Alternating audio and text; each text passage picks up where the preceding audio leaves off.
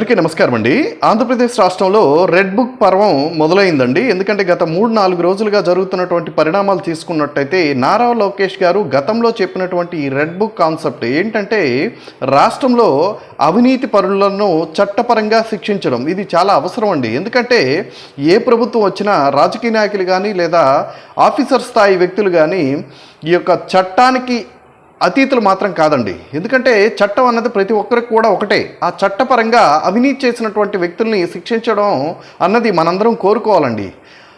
అందులో మొదటి భాగం ఇప్పుడు నారా లోకేష్ గారి కాన్సెప్ట్ తీసుకొచ్చినటువంటి రెడ్ బుక్ కాన్సెప్ట్లో ఇప్పుడు ఈ యొక్క పర్వం మొదలైనట్టు కనిపిస్తుంది. ఎందుకంటే గత గవర్నమెంట్లో తీసుకున్నటువంటి చాలా నిర్ణయాలు లోపభూయిష్టంగా ఉండటం ఒకటి కారణమైతే విపరీతమైనటువంటి అవినీతి జరిగిందనేటువంటి కాన్సెప్ట్ కూడా జనాల మధ్యకి స్పష్టంగా వెళ్ళిందండి. ఈ రెడ్ బుక్ కాన్సెప్ట్ ఎంతవరకు